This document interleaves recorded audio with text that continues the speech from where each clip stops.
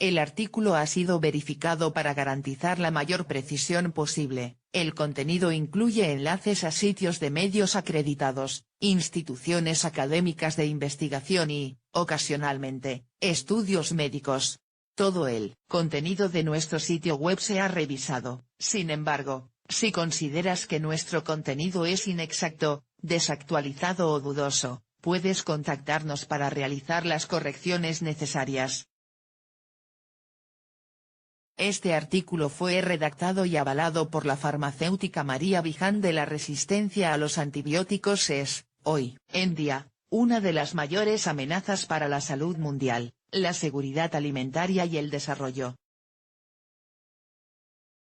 Se trata de un fenómeno natural, aunque el uso indebido de los antibióticos por parte de los humanos y los animales está acelerando el proceso.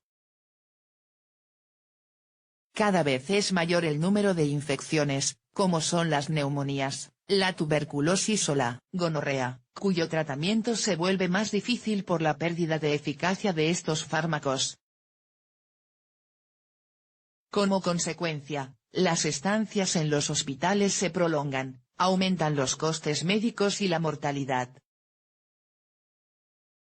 Ahora bien, ¿qué es la resistencia a los antibióticos? ¿Por qué se produce resistencia? A lo largo del artículo explicamos bien los conceptos y términos relacionados con estas cuestiones. La resistencia a los antibióticos. Los antibióticos son los medicamentos que utilizamos para el tratamiento de las infecciones por unos microorganismos conocidos como bacterias. El primer antibiótico se utilizó en el siglo XX, y desde esta época se han podido curar numerosas enfermedades infecciosas, mejorando así la supervivencia y la calidad de vida de millones de personas. Sin embargo, a lo largo de todo este tiempo la utilización que se le ha dado a estos fármacos no ha sido la adecuada. Un ejemplo de ello es su administración para tratar de curar enfermedades que no son causadas por bacterias, por lo tanto su uso era ineficaz. El uso excesivo e inadecuado de los antibióticos acelera la aparición y la propagación de bacterias resistentes. Estos microorganismos son capaces de desarrollar unos mecanismos para defenderse del ataque del fármaco y así sobrevivir. De este modo, las bacterias sensibles se destruyen cuando se exponen a antibióticos, mientras las bacterias que han adoptado unos mecanismos de resistencia siguen creciendo y multiplicándose.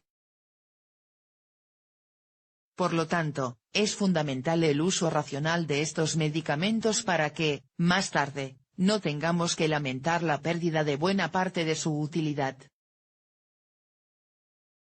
Por esta razón, es de suma importancia que tanto los profesionales de la salud como la población en general sean conscientes del problema, y que eviten que se agrave en los próximos años. Mecanismos de resistencia de las bacterias. A continuación explicaremos los tipos de resistencia, y los diferentes mecanismos por los cuales las bacterias se hacen resistentes a estos fármacos. Tipos resistencia. La resistencia a los antibióticos puede ser natural, intrínseca, o adquirida. La resistencia intrínseca es propia de cada familia, especie o grupo bacteriano. Por ejemplo, las bacterias que no tienen pared celular, son resistentes a antibióticos que inhiben la síntesis de la pared celular. En cuanto a la resistencia adquirida, es variable y es adquirida por una cepa de una especie bacteriana. Así, existen cepas, por ejemplo, de neumococo que han adquirido resistencia a la penicilina, cepas de Escherichia coli resistentes a la ampicilina o cepas de estafilococos resistentes a la metriciclina. Es esta resistencia la que puede llevar al fracaso terapéutico cuando se utiliza un antibiótico supuestamente activo frente al microorganismo que produce la infección. Mecanismos de resistencia. Las bacterias son capaces de adquirir resistencia en función de su variabilidad genética. La gran mayoría de los mecanismos de resistencia pueden agruparse en tres categorías. 1. Inactivación enzimática. El principal mecanismo de inactivación es la hidrólisis. Este mecanismo es habitual para las enzimas beta-lactamasas y los beta-lactámicos, pero también pueden ocurrir modificaciones no hidrolíticas tales como las acetilaciones o fosforilaciones. 2. Modificaciones en el sitio blanco. Existen diversas estrategias para alcanzar este objetivo. Una de ellas es típica del Streptococcus pneumoniae, que confiere resistencia a la penicilina e incluso a la ceftriaxona. Esta bacteria tiene un gen que codifica el propio blanco del antibiótico. Otra estrategia es la de adquirir un gen que codifique para sustitutos de los blancos originales. 3.